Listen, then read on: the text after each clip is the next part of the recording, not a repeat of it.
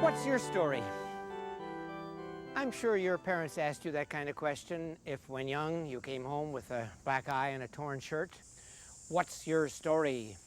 Is the bark of the immigration official to the refugee, the exile? Are you coming here honestly? Are you coming here with approved papers? Tell me your story. I'll know who you are, and then I'll know what to do with you. Groups have stories. African Americans have stories growing out of slavery. Abused people have stories. Victors have stories. Christians are a group of people, 1.8 billion of them around the world, who share a common story. They don't often think about it, perhaps. They leave it to the experts.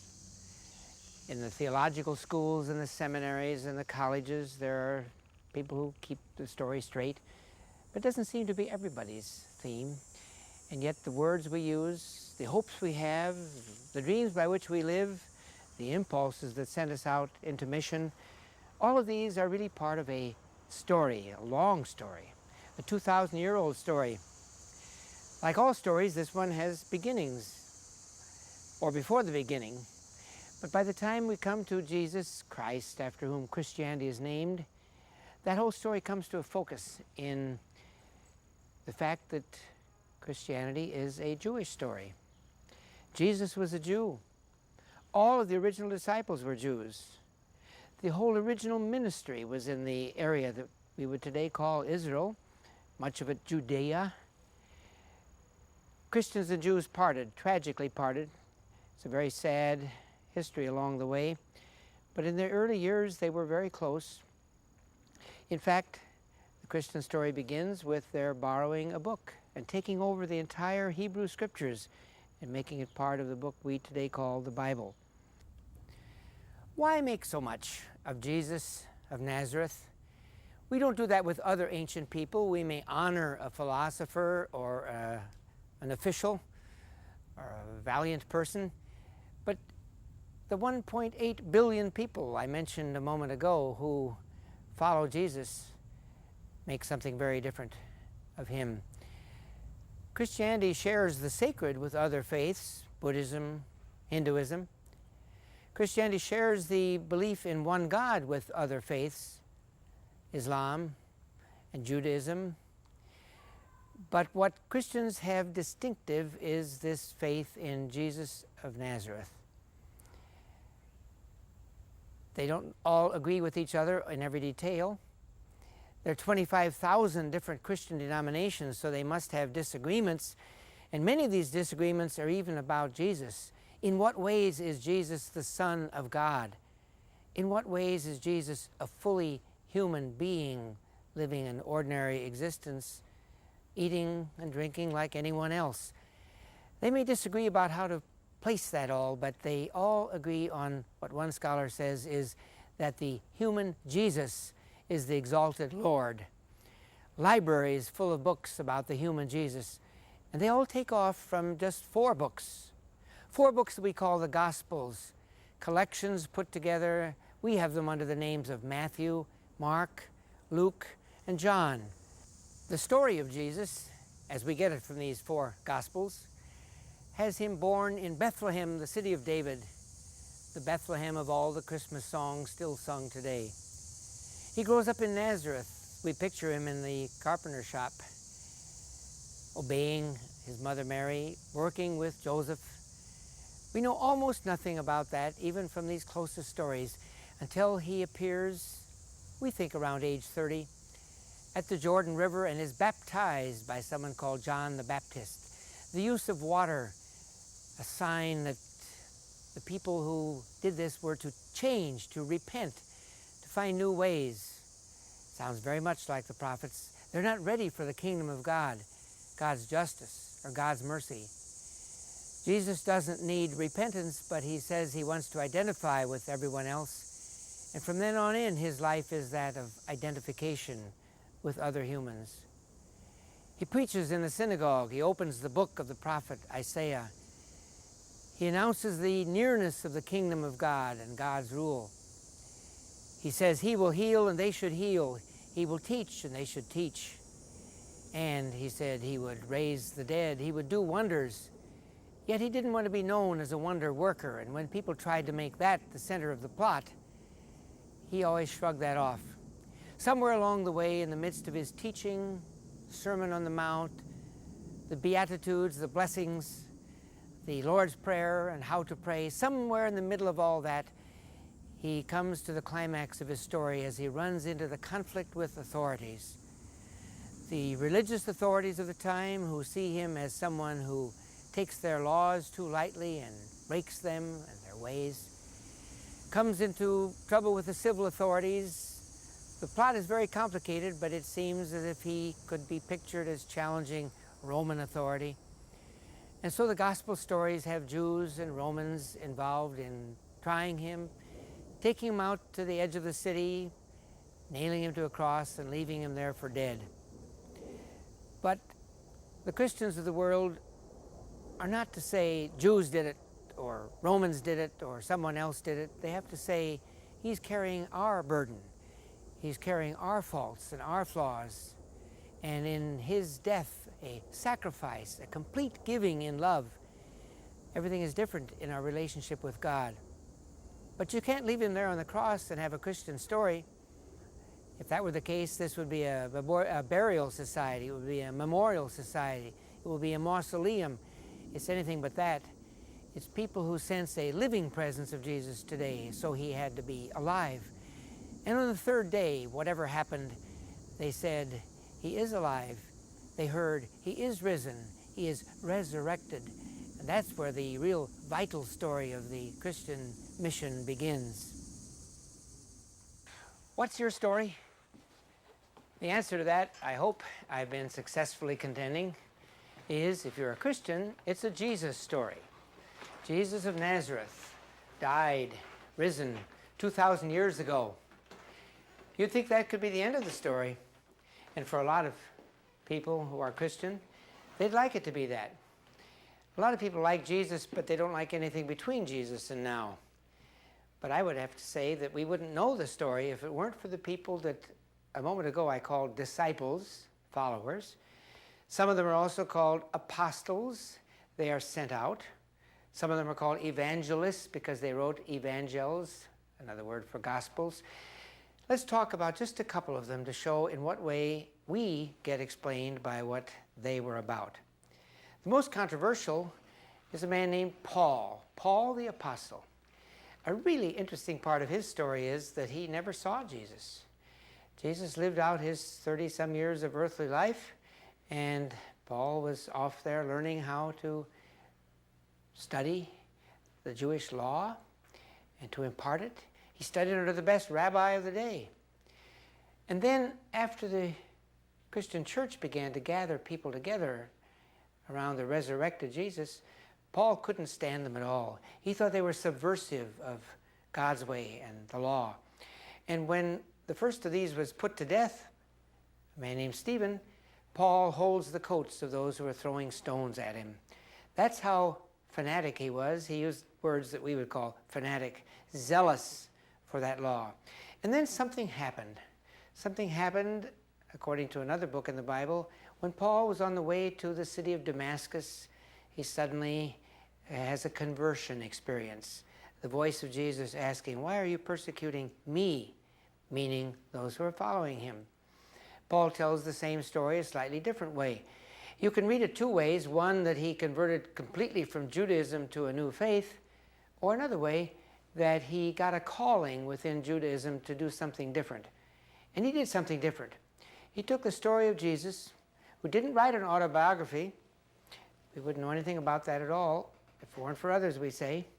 He took a story of Jesus, just a little story about 60 square miles or so of space where he usually was, and he showed that this had a bearing for the whole world. Jesus had talked about getting ready for the kingdom.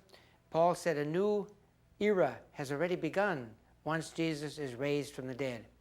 Paul spends very little time on the biography of Jesus, just that he was born and died and risen. He spends very little time quoting him. His whole business is to say that from now on you don't have to keep the law to be right with God, that God in love, in the love shown in Jesus, accepts those who come before God in the name of Jesus. Paul got in trouble with authorities too. He was very proud of being a Roman citizen and always made an appeal to it. The Bible doesn't say so, but we believe that he was put to death for his faith after several imprisonments. And he wrote letters, we call them epistles, that elaborate on the faith. The other of the two biggest is Peter. Peter is with Jesus from day one of Jesus' ministry, just about. And Peter's a fisherman. Peter is somebody, a rather simple kind of person, somebody who confesses that Jesus is the Lord and also betrays Jesus during the trial. I don't know him.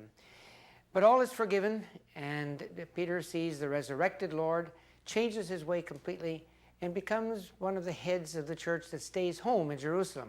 Paul went all over the known world of the day. Today's Turkey, today's Greece. Peter was pretty much a homebody in Jerusalem with the brother of Jesus named James. They tried to keep a good deal more of what had been in the older story, the Jewish story that we had known. And Paul and Peter had some arguments about that, but eventually Peter too came to see that the message of Jesus was to be for the whole world. Therefore, if you're not a Jew living in a few miles of Jerusalem or the Sea of Galilee, you would have to say, if it weren't for people like Peter and Paul, whatever spin, whatever twist they put upon the story, it wouldn't be yours. But because they did so, and you have heard from them, it becomes your story again and as well. If I want to know your story, if I want to know who you are, if I want you to explain yourself, I need to know to whom you belong, of what people you're a part, or whatever. You may be an African American living on Park Avenue, but I have a hunch that if we talked a long time, I'd find traces in you of the fact that your great-great-grandparents were slaves. If you are a Jew and I'm visiting with you, I will need to know whether your people came over to the Lower East Side of New York and worked their way up, or whether they came over fleeing Hitler. Those are very important parts of the long story. Well, we have a story here that's 20 centuries old, and a lot has happened in between. And one of the biggest mysteries still is how we connect, how you get explained by reference to that story in Palestine so long ago. The apostles, we mentioned them, were sent out and they spread. We heard about Paul going all over Greece, Turkey, wherever. Christianity spread into Africa very soon. In fact, it's very important to the writers in the New Testament, the other part of the Christian Bible, to make clear that from the beginning, all kinds of people got to be welcome. The story of the Pentecost, the 50th day after the resurrection, the new life of Jesus, disciples are gathered in Jerusalem, and the writer of the book about that takes great pains to list 17 different languages. Now, here were people who were Jews and non-Jews, people who were Europeans and soon Africans and Asians, all gathered, sharing a common story, and then taking it out and spreading it. We don't know an awful lot about how it spread. We know only about the famous people who took it somewhere. But how was it passed along through civil servants, through middle-class people, through servants? Because it seems to have been a multi-class religion. Jesus always talked to and about the poor, but he also must have known that the people he's talking to could understand who wears what to a banquet and how to invest and what stewardship meant. So it was a highly diverse group from the beginning. What united them? One of the things that seems to have united them was the fact that they were outsiders. And when you're an outsider, it's very easy to get stepped on. And when you expand your group, you're going to bump into something else. So these early Christians of all these different groups bump into, first of all, Roman authority. If the emperor is God, you have to put your pinch of incense at his shrine. And the Christians were called to worship none but the God whom Jesus called Father, and to do so by reference to Jesus. That got them in trouble. Another thing, Jesus left a supper, a meal in which he pointed to bread and said, "This is my body, this is my blood," he said over the cup of wine. Well, you could see how that story could soon get out, These are people meeting in darkened rooms, maybe sometimes in the tombs that are called the catacombs, any hidden place, and you'd hear them singing songs, and you'd hear that they were eating their God. Cannibals, dangerous to the empire. They just didn't go along with everything. They stood out. If they had just played the ball's game the way others played it, they would have been prosperous for a time, and then died like all the others. But the pressure kept upon them that led many of them to give their lives was a very big feature in what meant that you could have a story 20 centuries later. Now, not everybody was killed. The early Christians had a saying that the blood of the martyrs is the seed of the church. I had a colleague who taught the history of that period who said, yeah, but some of them have to stay alive too. And they stayed alive, and they did some things that made it possible for this story to become yours. In the case of the story of Jesus, we don't know much about a church. And there are a lot of people who like Jesus and don't like a church. They like the notion of a great teacher and a great person of love, but they don't like the company. And yet, again, that story wouldn't survive without it. The early Christians had to figure out how to govern themselves. Pretty soon they had people they called deacons, presbyters, maybe you call them pastors today, bishops. They had to settle that, but very soon they had some order going. They had to know the limits of the book. We call it the canon, the rule of the Bible. And so in the course of the first couple of centuries, they had to decide which books they regarded to be of the apostles and which they didn't. They had to formulate. If I want your story, I'd like to have it condensed some days. What do you stand for? What do you believe? Oh, you're an American? Do you agree that all people are created equal? They're endowed by their Creator with certain inalienable rights. So were these Christians. They couldn't tell you the story of an 800-page book. So they began to say, I believe in God, the Father Almighty, maker of heaven and earth. I believe in Jesus Christ. They have these creeds. Not everybody recites all the creeds. Some lines in the creeds are, I have to say frankly, though I studied them long, unintelligible to me. They use old Greek words, and yet they formulated something important. And then a strange thing happened.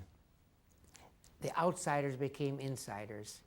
As they grew, as they prospered, as they got closer to power, not a majority, but a strong group in the Roman Empire is on the scene. And early in the 4th century after Jesus, when you now have the spread church, the suffering church, you have bishops and priests, you have canon of the Bible, you have all these features that made you hold together, suddenly the change comes and you start running the show. A very major figure is here, the Emperor Constantine. We know the name of the city, Constantinople. He started moving the power from Rome to that city. So soon you're going to have two Christianities because you have two empires. And before a battle, he sees a sign looking up at the sun. His god was Sol, the sun god. And he saw Chi Rho, which is the beginning in Greek of the name of Christ. In this sign conquer, he claimed. And he conquered and made the empire officially Christian. He's a little hard to take if you like the simple Jesus story, if you like the purity of a church that's being persecuted. He's really hard to take if you think of it that a couple of emperors after him, the Christians who had been persecuted, were now persecuting. So if I need your whole story, I need to know the story too of how it could be that Christians who were not supposed to run the show in the name of Jesus, who said, my kingdom is not of this world, started in Western Europe and in Eastern Europe for 1400 years to run the show. And we have the dubious legacy of Constantine there for that in our story, your story. And for the next 1,000 years, Christians running the show in what we call Christendom, the domain of Christians, greatly changes the story of Jesus, but it never forgets it. It transforms it and does some greater things, but in a very different pattern. And it's all part of your story.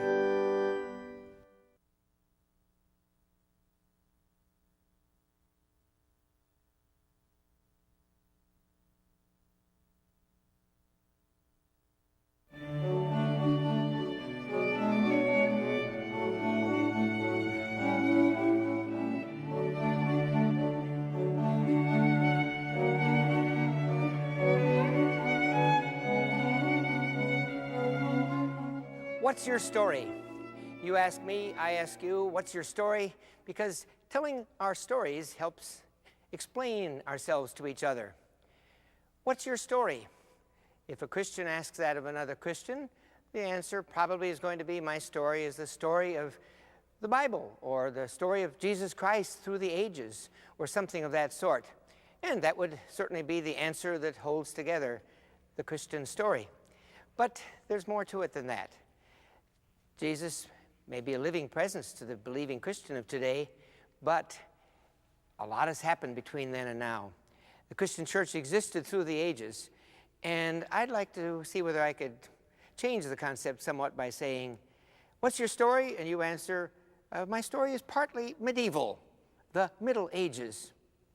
And as I hear that, I can also picture somebody saying, now we got to where I live. I live mentally in the age of the cathedrals. I live in the age of the high sacraments. I love the Middle Ages. But I can hear just as many other people saying, what? My story is medieval? The Middle Ages? Never. For me, the Middle Ages are the Dark Ages. For me, the Middle Ages represents the 1,000 years that the Protestant Reformers swept away when they cleared the cathedrals of images and painted them to their own liking inside, and elevated the pulpit and made that important for the act of preaching. I don't want all the superstitions and the relics and the magic and all that went with the Middle Ages. Never for me. Well, just think of the environment in which we are again. This is on the campus of the University of Chicago. Started at the end of the 19th century as a place that was to be modern, modernizing, modernistic, liberal, up to date. And what did they do when they wanted to suggest that they were intellectually serious, or when they wanted to point to the sacred because they believed in that? They reached to the Middle Ages, to a form of architecture that dominated in much of Europe in the Middle Ages, the Gothic. Now, a lot has changed. By the time the Protestant modernists who built this campus built Rockefeller Chapel in the 1920s. Behind me, for example, is a bishop's chair. I doubt whether a bishop ever sat in it. There are niches in the reredos, the technical term for the great backdrop to the altar. If you look closely, you find that they're all empty. There should be saints all over there, but not to the Protestant modernists. Still, they couldn't get the Gothic arches out of their way. They couldn't get the sense of the height of it out of their way. We carry medieval images all the time. Just for fun, I wore a tie today that has a fleur-de-lis on it, the lily of the valley, in a stylized form that represents the Blessed Virgin Mary. A lot of Protestants don't use that language, and yet I could be in your home and very likely see on silverware or on the wall images of this sort. We carry them around with us all the time. Right down into the 1950s, and maybe even today, when people built churches, suburban Protestants would often say, I want a church that looks like a church. And they would reach into the medieval period, the Catholic Middle Ages, the time of Christendom. So if I say that you are in part a bearer of a medieval story, we know we're going to be selective about it, and I'm not going to take for granted that anybody takes the Middle Ages as a package deal. But we want to reach into the Middle Ages and draw from that a number of other themes that are part of our story today. What's your story? If it's a Christian story, I'm going to say next, your story is an Augustinian story, named after Augustine. Some people think the greatest Christian in at least 1,000 years. Augustine? Why should we care about somebody after Bible times? I think we do that because when we tell stories, people are always in them. If I'm to tell the story of Christianity in our time, I'm going to talk about Billy Graham and Pope John the 23rd, or Pope John Paul II, or Mother Teresa, or Dorothy Day, or Dietrich Bonhoeffer. If you know any of those names, you know how they shape us. And Augustine was a great shaper. Exactly how? How did this 4th century figure shape you and me? If you've read any autobiography in our time, Born Again in its title, or if it's about a conversion, it's as much influenced by Augustine as it is by the conversion of Paul. Maybe more so, because that first great autobiography, which he called The Confessions, tells about a wayward youth. He had a mistress. He had a child outside of marriage. He loved them.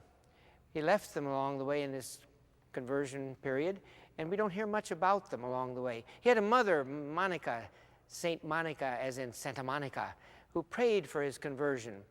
And somewhere along the way, after long conditioning, after profound learning, he one day heard the voice as of a child saying, "Tolle lege," take and read. And there on a bench in the garden was the book of Paul to the Romans, opened, and he read the passage, and he was changed by it, and eventually went through all the processes of becoming a bishop. He could have sat in the chair behind us, but he didn't have a cathedral like this. He had a little dumpy outpost, Hippo, in North Africa. Not a very prestigious place to be, but he made a lot of it. He always said that the Christian people deserve the best, so he gave them the best of his mind and of his intellect. He not only influenced our concept of what it is to be born again or converted or changed, he also wrote a great book called The City of God. Some people call it the Charter of Christendom because it really was the model by which Christians lived for 1,000 years. He talked about the heavenly city and the earthly city. He didn't separate church and state the way we do today, but in a way he was prefiguring that too. He talked about a concept that most Christians still use, whether they use the word or not, the concept of original sin, something that is just our inheritance by being children of Adam, by being human. And he talked so much about grace, God's grace, that when the reformers, let's take the example of Martin Luther, who was an Augustinian monk, a student of Augustine in a monastic order named after him, when Martin Luther took things up, he was influenced too by that concept of God's grace. God is not just a tyrant or a terror, as some people in the Middle Ages believed, but God overwhelms us with goodness and with grace, and Augustine talked about that. Maybe his most famous line is something that lives on in you if you're Augustinian. He said to God, "Thou hast made us for thyself, and our hearts are restless till they find their rest in thee." So if you're somebody of a restless heart, and who in the 20th century isn't, and you're looking for repose and rest in God, you probably took lessons from St. Augustine without even knowing it. What's your story? If it's a Christian story, I don't think I have a hard time making the case that it's a medieval story, but I probably would have a good deal more difficulty saying it's a papal story, namely having to do with the Pope. Half of Christendom, maybe more than half of Christendom today, is Roman Catholic, in obedience to the Pope, but non-Catholic, namely Eastern Orthodox and Protestant Christianity, is often anti-papal. Still, it's not hard to show the ways in which all of us are influenced by the medieval papacy and the way the popes of those times helped make up our story. Augustine, let's remember, had divided the earthly city from the heavenly city. And the Pope saw himself as the representative of the heavenly city. Indeed, officially came known to be the vicar of Christ, the representative of Christ on earth, claiming to be in a direct succession all the way back to Peter, one of the apostles. Meanwhile, the emperor, for a very long time, it was called the Holy Roman Empire. It included Spain, it included what is today's Germany. The Holy Roman Empire, Western Europe, had an emperor, and while the Pope and the emperor were supposed to complement each other, human nature being what it was, they both vied to be the supreme authority. In the modern world, the state, the government, the Constitution determines things, and in a sense the church may lead a free life, but it is independent. In the Middle Ages, some of the popes worked very hard to be sure that they were the top authority along the way. So much so that in the year 1077, Pope Gregory VII, one of the greatest and best popes of the Middle Ages, was out to humiliate Henry IV, who was the Holy Roman Empire. The Pope had enormous power. He could say, no one in your realm can be baptized, can go to Mass if you are disobedient to me. And that was a terrible pressure, because if you weren't baptized and couldn't go to Mass and couldn't have your sins forgiven, you'd go to limbo or purgatory or hell. And so the Pope and the Emperor would come to a jarring like this, and the emperor had to repent. The Pope humiliated him by having him stand in the snow for 3 days at Canossa, and then the Pope was sort of forced to forgive him after that act of humiliation, but they kept fighting for power all along the way. Innocent III was one of the great theorists of the power of the papacy. He argued that just as in the Bible it was said that the greater light, the sun, was made to rule by day, and the lesser light, the moon, by night, and the moon drew its light from the sun, so the papacy was really the representative of the sun, the power of God in the world, and the emperor was to take power from that. The Pope had armies. He could see, in a sense, who should be King of England or King of France, or whose army should fight whom. Obviously open to a great deal of corruption along the way. And yet the popes also helped to stimulate learning. They helped to build the cathedrals. They often endorsed the orders of monks that were part of reform in the church. Some of them did lead very holy lives. But throughout, what they did succeed in doing was suggesting that the heavenly realm, the eternal city, the power of God, also was ruled on earth. And to this day, there are realms in the Christian church where people dream of if only we had the power to determine the laws of the land and so on. So there's a little bit of that sneaked into a lot of people who never were obedient to the Pope. A moment ago I said that in the Middle Ages the Pope had enormous power even over emperors because he controlled the sacraments. And that meant he, in a sense, said, I have the keys to the kingdom of heaven. I can let people into heaven and I can keep people out in purgatory or hell, all by the control of the sacraments. Now, I want to leap from there and say, what's the big deal with the sacraments in the Middle Ages? In what way are they part of your story? Well, in some ways, of course, the Sacrament of Baptism, observed by almost all Christians, Quakers and a couple of other groups don't observe it. It goes back to New Testament times. Go and baptize is a word in the Gospels. And the Lord's Supper, where Jesus has people taking the bread and the wine as his body and blood, is commanded in the New Testament. So those two at least were always there, but they developed greatly in the Middle Ages, along with some other sacraments in the Catholic catalog, though again, Protestants don't observe any more than those two. Baptism got to be very important because if you weren't baptized, you would go to limbo or purgatory. So midwives were taught to baptize instantly if there was any danger of a child's death. And there were great numbers of children's deaths. But it was really the Lord's Supper which had become the Eucharist, Thanksgiving, or especially the Mass, which was the great key to the kingdom and great power. And theories developed along with that along the way. The New Testament doesn't make very clear what it means when you talk about body and blood and bread and wine. So in the Middle Ages, they attached philosophy to it and came up with a teaching, maybe the longest word I'll use today, transubstantiation. That is, that the substance of the communion was really the body and blood of Jesus, and the bread and the wine, after the priest's blessing, was only the outer form, the accidental feature of it. And again, if you had to have the sacrament to get into heaven, you could see how powerful that was. Well, today's Catholicism doesn't use the sacrament that way, and non-Catholics never did, but the accent on the sacraments was very much a development of the Middle Ages. If I were to suggest that the Middle Ages, medieval times, are part of your story, I'd surely hate to end with that dark and shadowy side of Crusades and Inquisition. There's a brighter spot. I would call that the councils. We still have church councils, congregational, Presbyterian, Episcopal, Catholic bodies all have councils. Some of them in Catholicism have bishops forming the council, but it can be lay councils too in Catholic parishes. They're very democratic kinds of things today. They weren't quite so much in the Middle Ages, but the council was a very important instrument, in part for the Pope to carry out his teaching, and in part as a check against papal power. Because now you had bishops from all over determining how doctrine would develop, how the sacraments would be administered, and so on. And so there's some competition developing between the Pope and the council. Sometimes the councils claimed that they could not err, just as the Pope could not err. And that became a big argument in the Reformation of the Church. But I think we shouldn't leave the Middle Ages or our story of the Middle Ages without seeing the churning that goes on, the reform that goes on already in that period with the councils.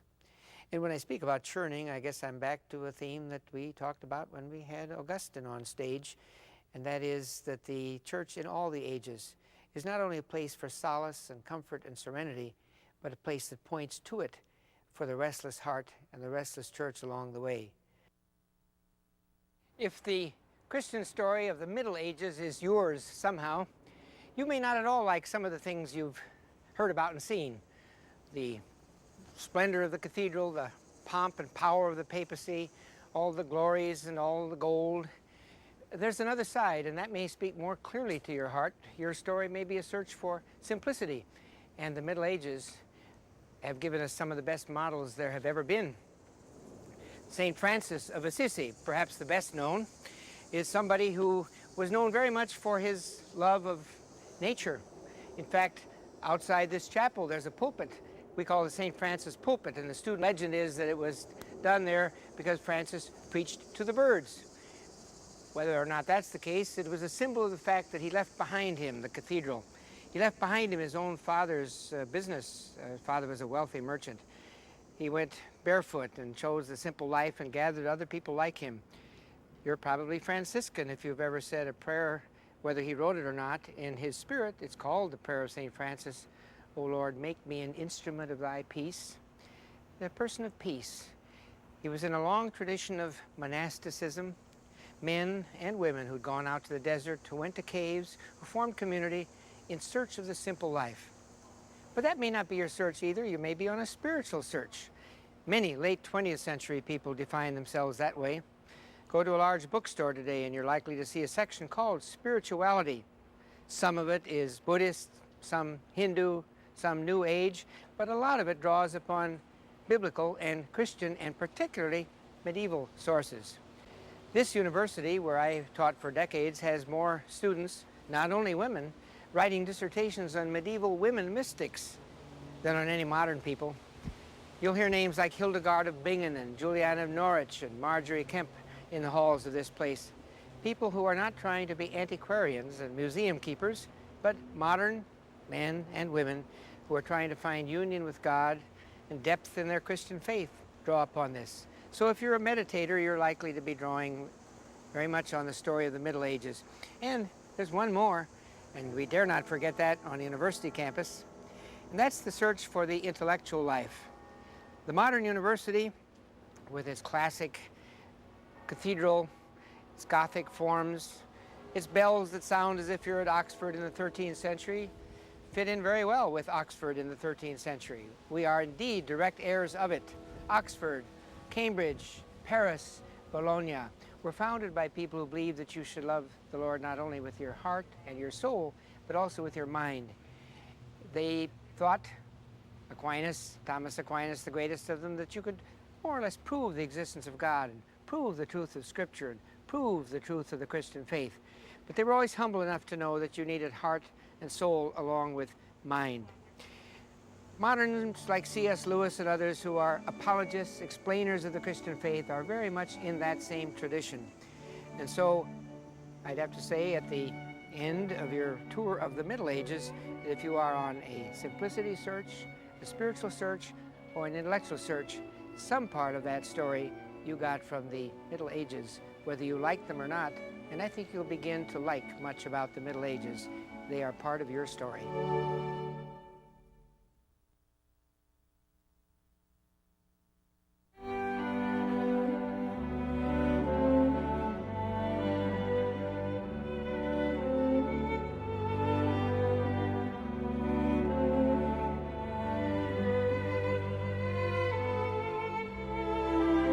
What's your story?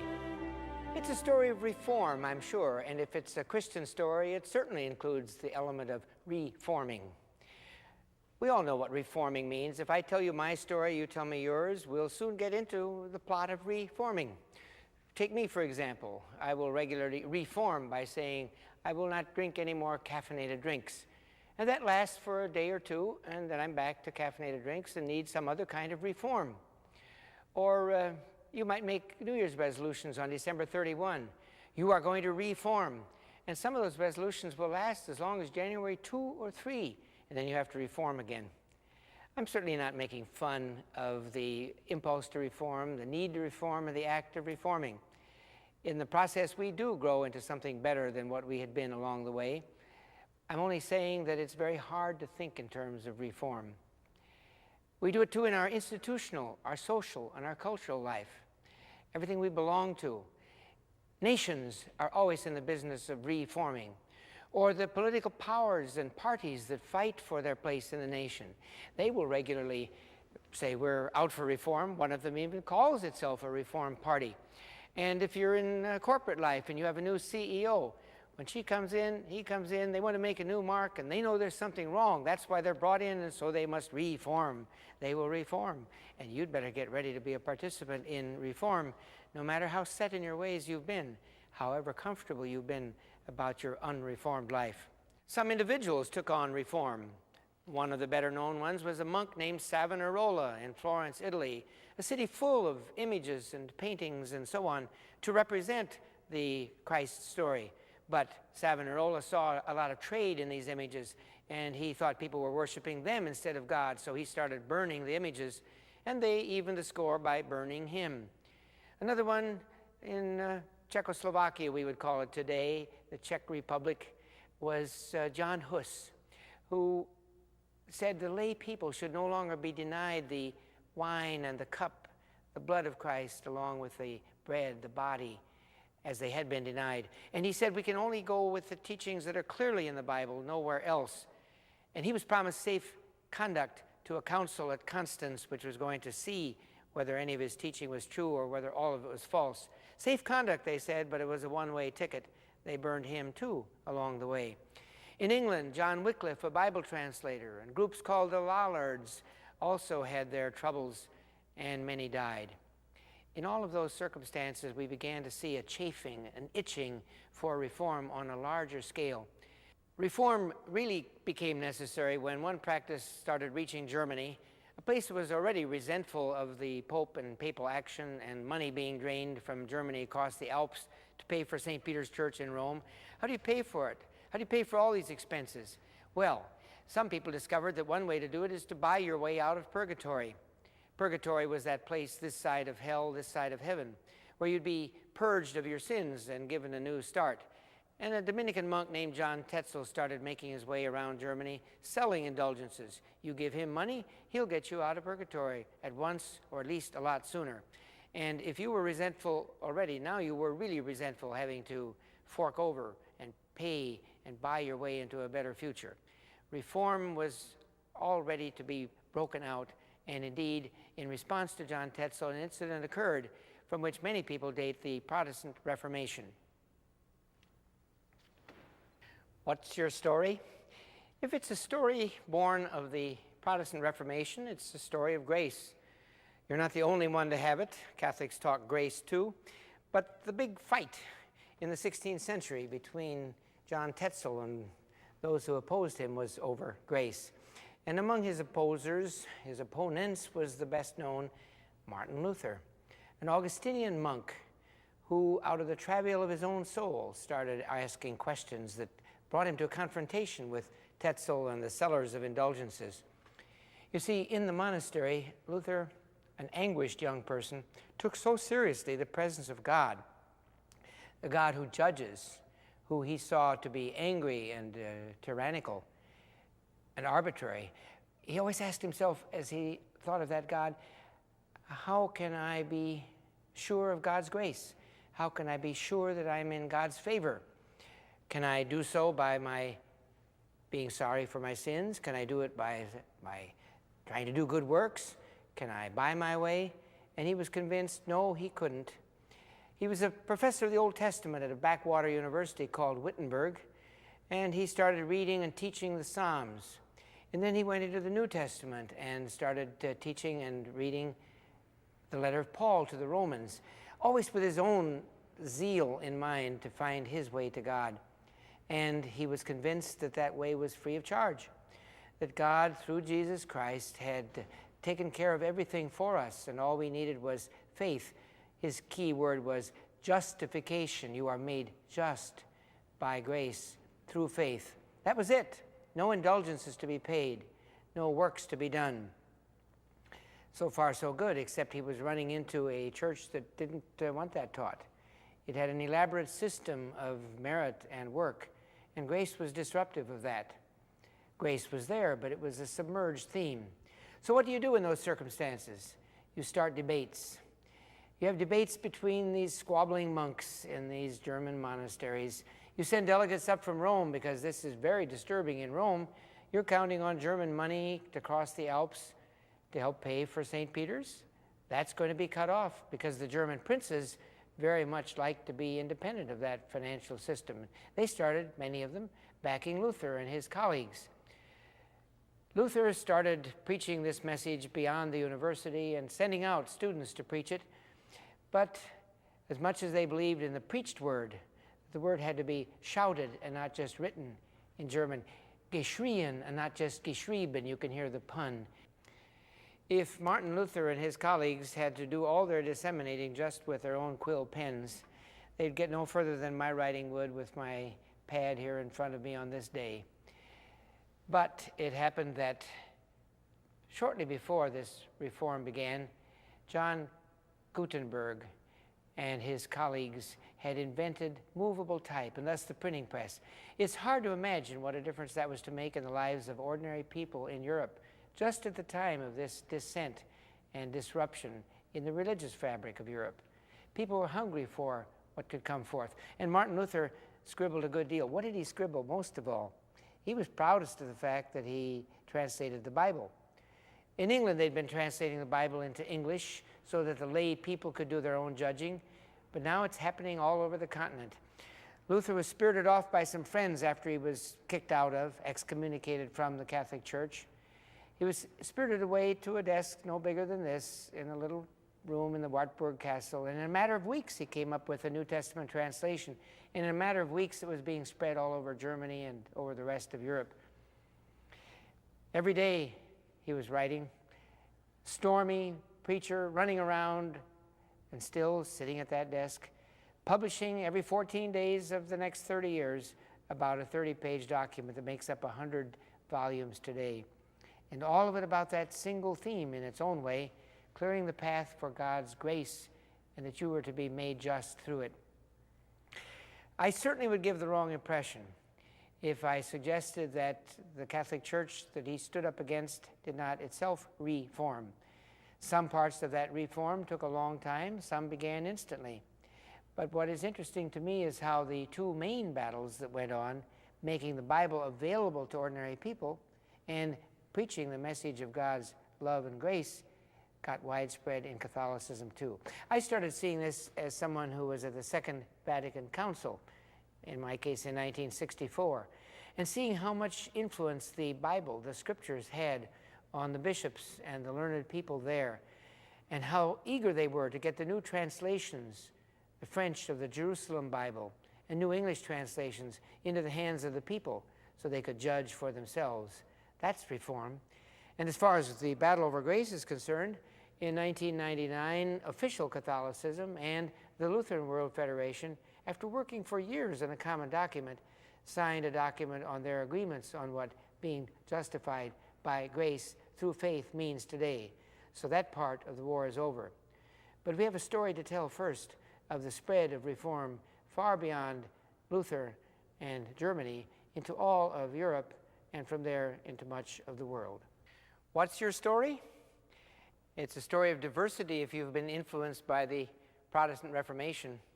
For that matter, there was a Catholic Reformation which brought diversity already in its own time. But if you want a long list of how much diversity there is in Protestantism, you would get a book of 50 years ago written by any Catholic historian who would have just register after register of every little tiny group. The idea being that the Middle Ages had been a simple unity gathered around the Pope and around the church. And then along came Luther and Calvin and Zwingli and Knox and Henry VIII and all these other people we're going to talk about in just a moment who disrupted that unity. And once you have diversity, you're going to have chaos. That was pretty clear in their mind. And that resulted in part from some of the main Protestant motifs the fact that you did your own interpreting of the Bible, or were free to. Here I stand, said Luther, unless I'm convinced by sound reason and the Scripture. I can't recant, I can't change. Whether he said it in exactly those words or not, he did stand up to the emperor along the way, and once you've done that, you've started a new principle in operation. So individual freedom, the freedom of the churches, the freedom of conscience, the freedom to set up your own shop in the church, for that matter. To get the sense of the spread of reform and the reasons for its diversity, the best way to do it is to get out our compass for a moment and take a quick scan of Europe. Let's start north by northwest, the British Isles. Time to cross the Channel. A very different pattern of Reformation. Again, a conservative Reformation in that it was to keep everything it could out of medieval Catholic Christianity, but there were some big reasons for abrasion. In the British case, in the English case, there was no particular theologian, no particular prophet, no particular thinker who was in charge. There'd been all this churning of the Bible translators and a lot of active lay people, but the person in charge here happened to be the king. In a story too familiar to retell, it's the story of Henry VIII, who wanted to divorce one of his wives, and the Pope didn't want to give in on that divorce, and therefore the King of England declared himself independent of the papacy. Keep all the rest, but you can't have the papacy. Interestingly, Henry VIII came to be called the Defensor Fidei, the defender of the faith, and all the way down to modern monarchs, Queen Elizabeth II. They get named the defender of the faith, whether they spend much time on it or not. Remember the principle of cuius regio, eius religio. When Henry VIII was in power, the church was what we today call Anglican or Episcopal. And so with Queen Elizabeth, whereas with Queen Mary, it reverted to Catholicism. It was back and forth in that pattern of Reformation. And it was to spawn its own dissent later in the forms we call Puritanism.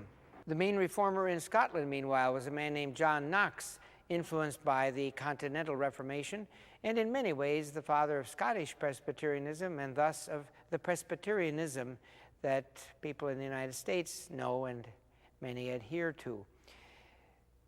In northeast Europe, Scandinavia, the Reformation was all at once pretty much in the terms of Lutheranism, as the various kings were striking their own patterns toward nationalism.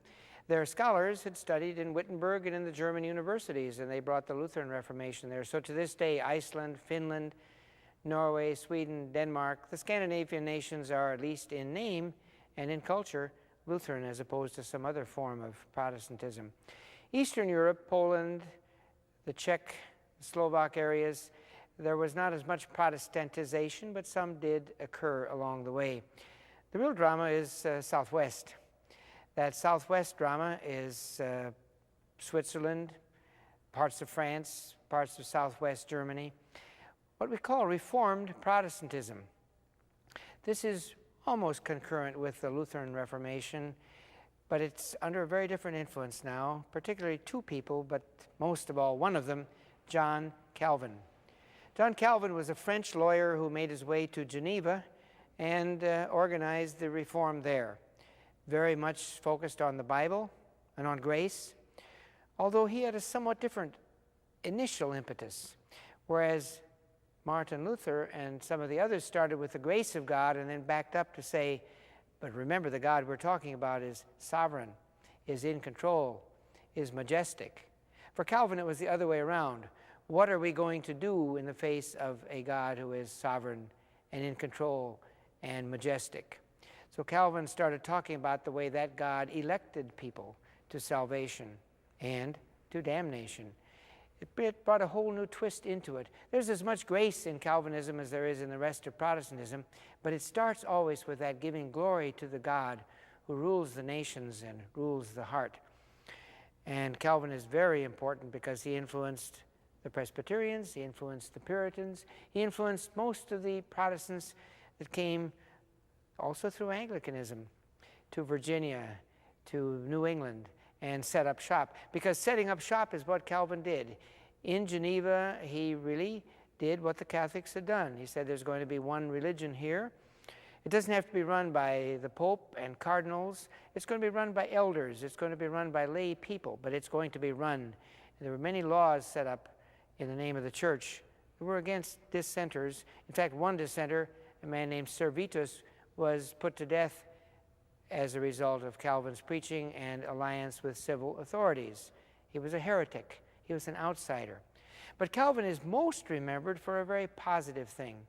He was the most systematic intellectual in early Protestantism and left his stamp on it all. I always like to think of him as sort of the Protestant Thomas Aquinas. Thomas Aquinas had brought a summa, a summary system, an order to the Christian faith in its Catholic version. And that's what John Calvin did through a great book called The Institutes of the Christian Religion, a book reprinted and read in our own time. Far more orderly and systematic than any of the writings of Luther, who was a kind of a stormy sort. And then there was Zwingli, Huldreich Zwingli, a Swiss who dies young. He was killed in battle in one of the wars that's churned up in Swiss nationalism and in the Reformation.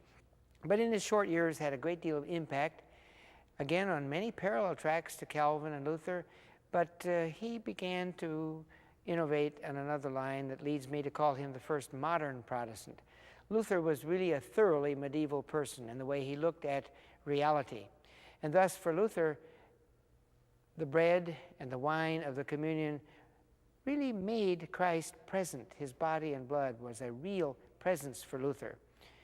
In fact, he is said to have put on the table in front of him in debates with Zwingli, hoc est, this is my body and blood. Is for Luther. Behind the realities we see is another kind of reality. Zwingli, on the other hand, said, no, the bread and the wine represent the body and blood. What matters is the command of Christ. He said, do this. What matters is the memory of Christ. Do it in memory of me. What matters is the examination of your heart and the faith you bring. And from then until now, for many people in the modern world, the reality we see is, like, say, opaque instead of transparent as it had been for medieval people. You can't see through it the way medieval people would, in effect, see through the body and the blood. So Luther and Calvin and then Zwingli, further over, had their arguments over the Lord's Supper, and in 1529, Luther said to Zwingli, you have a different spirit, and in that bitterness helped contribute to the splitting up and the diversity of the Protestant Reformation. Well, on almost every side of every hill, I could find you another reformer. But we're going to have to leave them just to remind ourselves that there was also reform in Catholicism.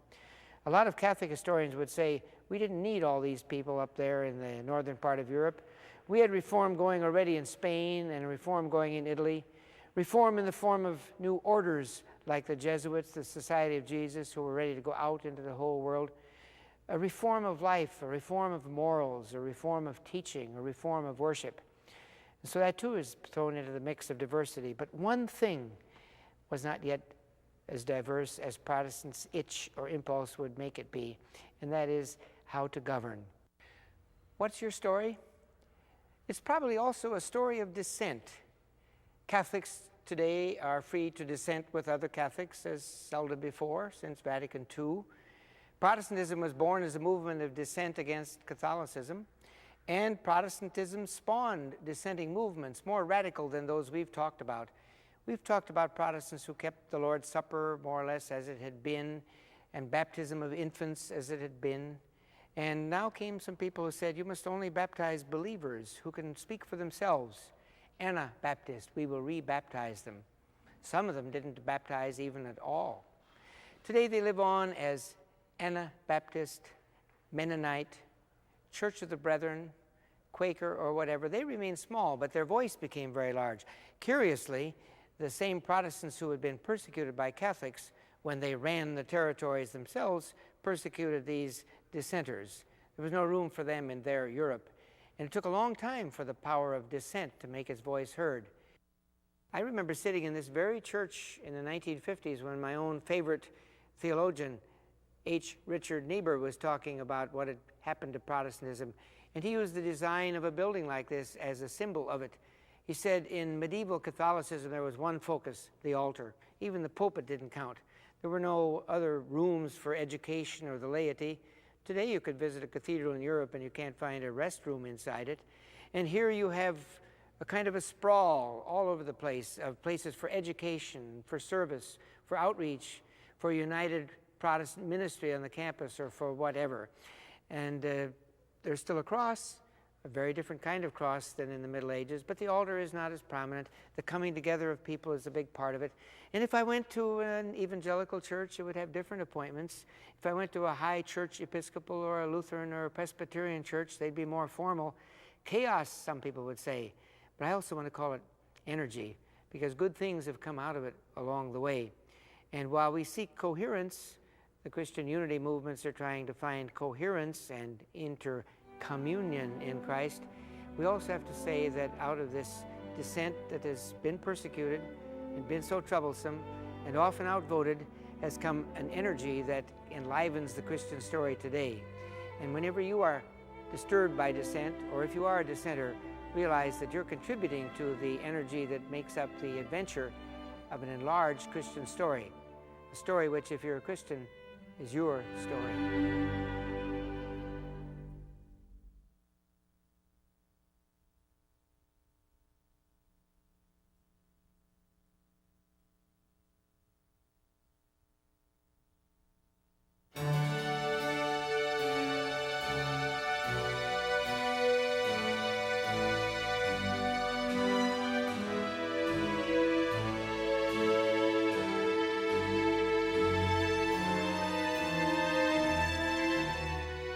What's your story?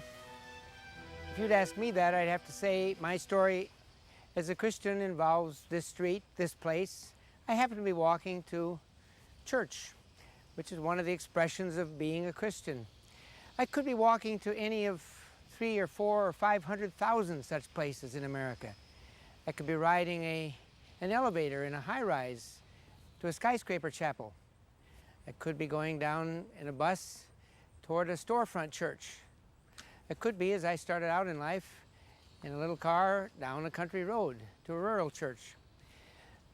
The varieties are incredible, and the key word we Americans use for this is pluralism, diversity. Open the yellow pages of your phone book.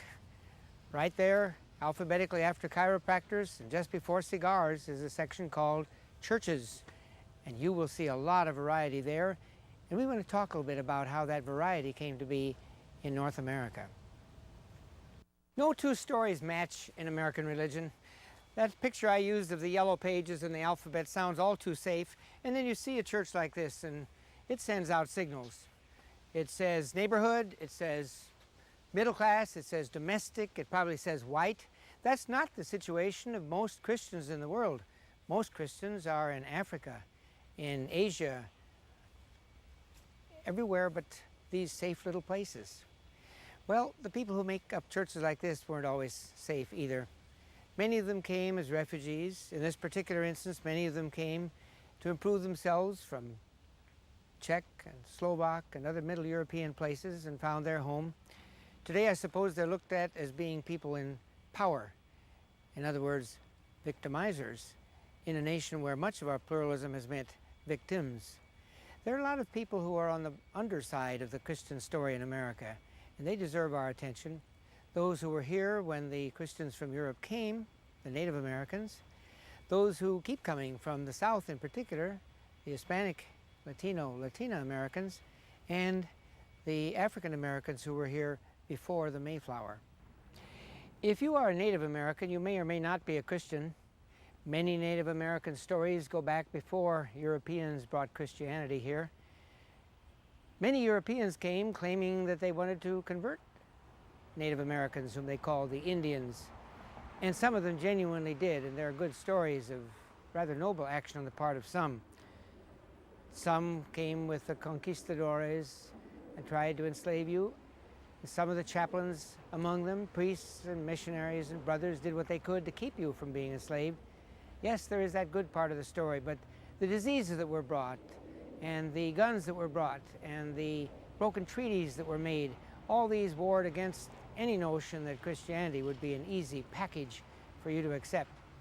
And yet, across the nation, on reservation and off, great numbers of Native Americans carry on the story of Jesus in their own version. Or suppose you are Hispanic. You may be from Mexico or Central America, South America, the Caribbean, wherever, and you've made your way here. You were here, again, before the rest of Europe came. Your frontier was New Mexico.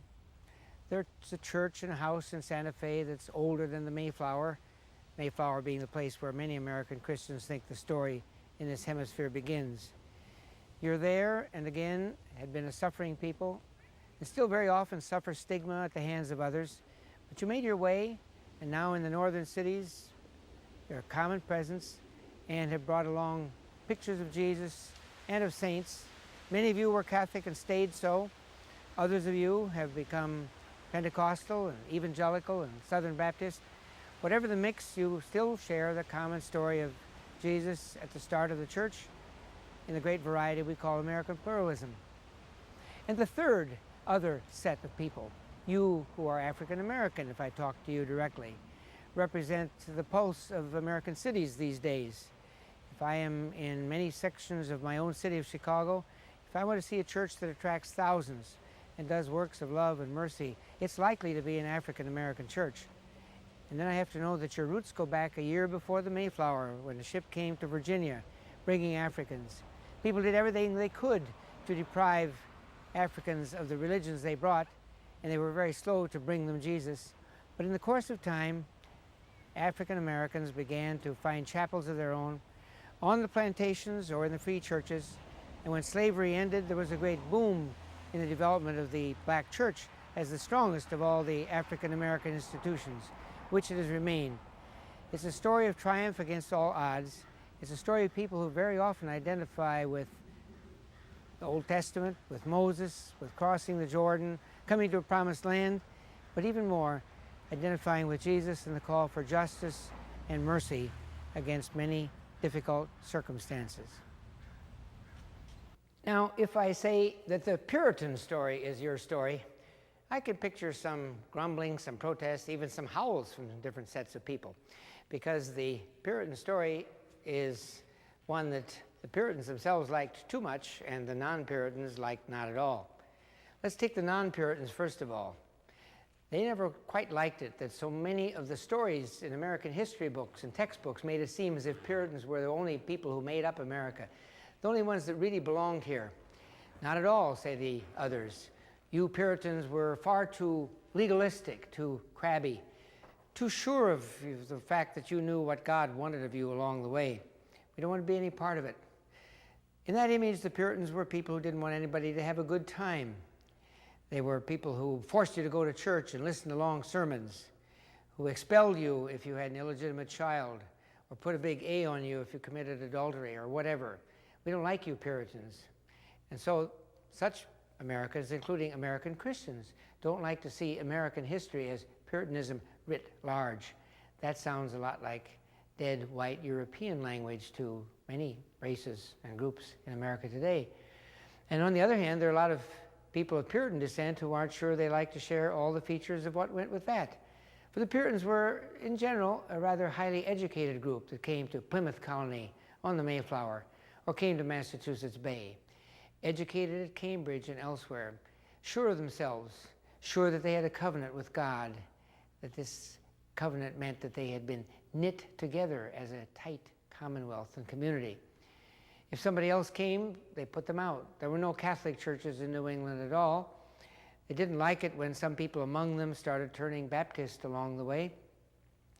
So if the Puritans create such opposite images, why say they're part of your story, no matter what? Well, they had a lot to do with the way the Bible was taught in America, the way biblical language became a part of American life, the way the textbooks were written.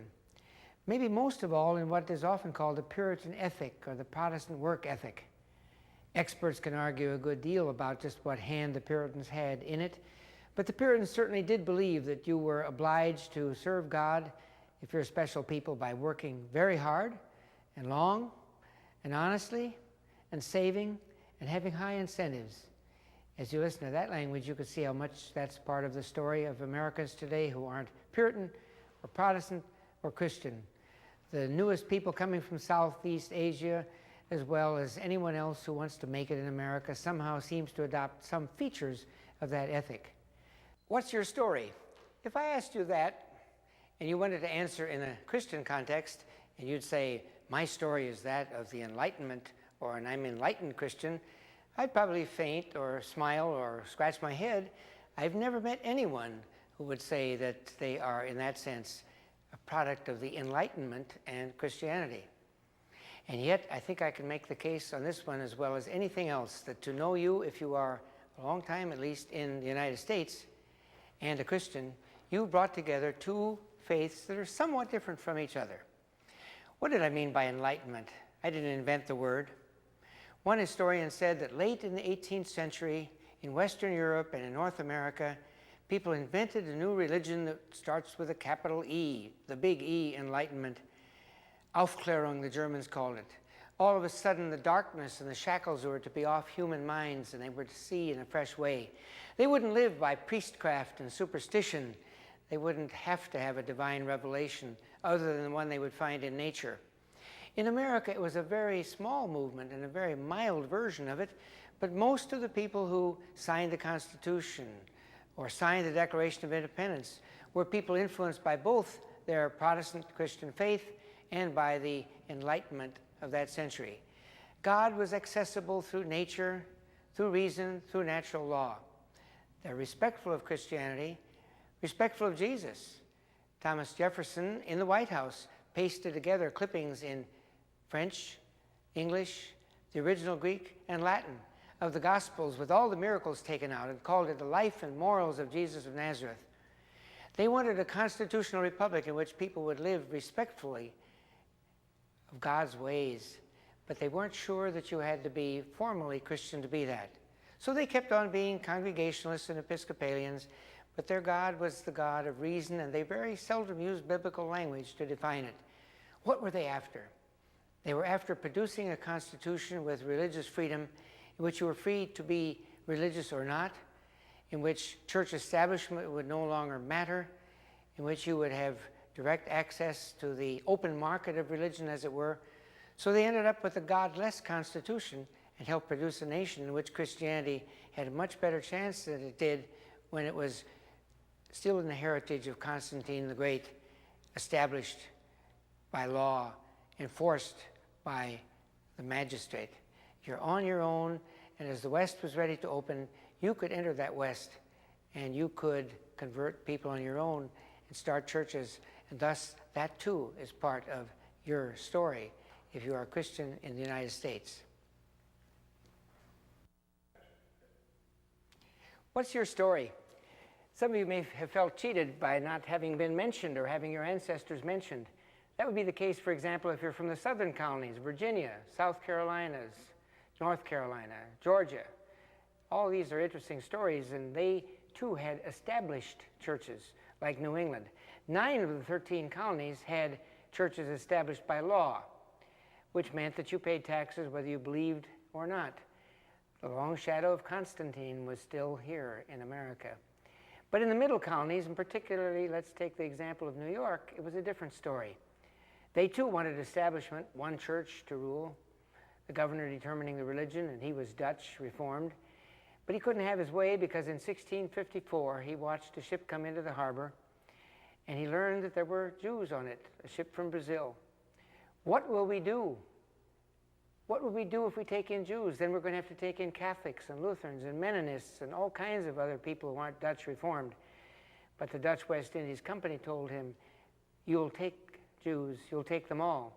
We're a trading colony, and you can't have those barriers. You can't have that knit and tight community that Winthrop wanted up in New England. And so in many ways, New York, and with it Pennsylvania, New Jersey, colonies like that, were way ahead in the story of American pluralism. If they're Christian, and the majority remain Christian, it meant that they had that single story of Jesus, but they had it in very different patterns, including patterns of church and state. But now a new element came in after the Constitution, and the new nation was born. An element that got started earlier. This is your story if you're an American. You are an heir of what we today would call the awakening, revivals, conversions, and so on, the heating up of religion. Again, you might be a Jew tuning in, listening in, and wondering how you could be a part of it. What I mean by this is that a set of people came who were not interested in establishment and who learned that if there is to be a story, for Christians, a Christian story, somebody had to tell it, and somebody had to tell it rather aggressively. If you had a minister of the establishment in your town, he could drone out the same old sermons for 60 years, but one day somebody would ride into town and say, "Are you sure you're saved? Are you sure your minister is saved? You have to have an experience of Jesus." Today people call it, "You're born again." Today's evangelicalism, a la Billy Graham, was really born of that mood that got started all over the colonies in the 1730s and 1740s. But the high drama came when the West opened, when the mountains opened. Now you had Methodists, an English group that had come and prospered after the war. You had Baptists who could start churches just anywhere as soon as there were 3 or 4 people, and they could ordain a minister. This is what we would call the winning of the West. And you have a kind of an East versus West religion for a while. Many people in the East extended their story by building colleges in the Midwest. Many of the finest colleges today were started by the heirs of the revivals. One little log college near Philadelphia used to have a sign out there that 58 American colleges sprung from that one alone. But by and large, the West was not tamed by Eastern styles. There was a new rough and readiness to the Methodists, the Baptists, the Disciples of Christ, and others. But if you think East and West was a complex story, it got even worse in North versus South, because you had the issue of slavery, you then had the issue of secession, and from 1861 to 1865, Presbyterian Christian fought Presbyterian Christian. Baptist of the South fought Baptist of the North. Congregationalists, Episcopalians were mainly in the North, but they too were on both sides of the issue in a way. A bloody conflict that has marked American life ever since. In the midst of it stood Abraham Lincoln. Abraham Lincoln, who was never a member of the church, the only president who was never a member of the church, but he was a rather regular church goer in Washington, and he read widely, and he adopted many of the biblical themes and sounded more Christian than a lot of the Christians when he talked about reconciliation after the war. And so the North story and the South story is your story no matter where you live. But there's another story alongside the awakening and heating up of religion with the born again, and alongside the regional difference of East and West and North and South that still shapes America today, and that's, for shorthand reasons, to be called the immigrant story. Now, everyone, every Christian in America is an immigrant. Maybe an immigrant with the Native Americans many years ago across the Bering Strait, but everybody else came by boat or later by plane and now by foot. Franklin Delano Roosevelt once insulted the daughters of the American Revolution by saying fellow immigrants because they all were immigrants. But the later comers were called immigrants. And they came in great numbers after the Irish potato famines. Catholics came from Ireland in the mid-19th century. Jews after pogroms in Eastern Europe after 1881. But many other groups of people, mainly from the continent. Western Europe bothered nobody. But when Southern Europeans came, Italians, when Eastern Europeans came, Russians, no one knew quite what to make of them at first. They tried to put barriers down, and many of the people who wanted the barriers were themselves Christians of a certain type who worried that everybody else would diffuse or change or corrupt their story. Well, we don't want to make this a simple success story. It wasn't easy for the immigrants, but by and large they stayed. American pluralism became enriched and has stayed so. I have 2 little codas to this story that have to be a part of it yet. And one is the story of enterprise. Americans like to talk about free enterprise or enterprise. They enterprise in religion too. And numbers of new religions, spin-offs from historical Christianity, developed. The Church of Jesus Christ of Latter-day Saints, forming in the 1830s in New York and moving out toward Utah. Christian Science, which wasn't regarded as Orthodox Christian by anybody else, but has the word Christian in the title. Jehovah's Witnesses, Seventh-day Adventists, they all enriched this American mix, and most of them did so again by reference to that story of Jesus. And then through it all, there's been a note, I'm going to call it the prophetic, because it remembers the prophets of ancient Israel. It remembers John the Baptist and Jesus. It remembers all the people through the ages who have been restless. The kingdom is not here yet, and we must advance it. We must bring it. They were discontented with the way the society was put together. They started reform movements, voluntary associations, Sunday school unions, temperance unions. Some of them were abolitionists and fought for the freedom of the slaves. Others for social reform in the suburbs. That's your story too if you're in Christian America. And while most of these prophets would have unsettled your ancestors, even as they unsettle us now, soon we take them into our heart and say they're part of our story. Most recently, people like Martin Luther King, who on the one hand had the Declaration and the Constitution and their religion in his pocket and said, you assured us rights, now we want them. And in his other pocket he had Isaiah and the Gospels and wanted justice and righteousness to roll down and peace of Jesus to come upon the nation. That's part of the story too. So the American story picks up from the Christian story as it had developed until the 16th century and right down into the present. It's enriching that story, the story of which you are a part, the story that shapes you.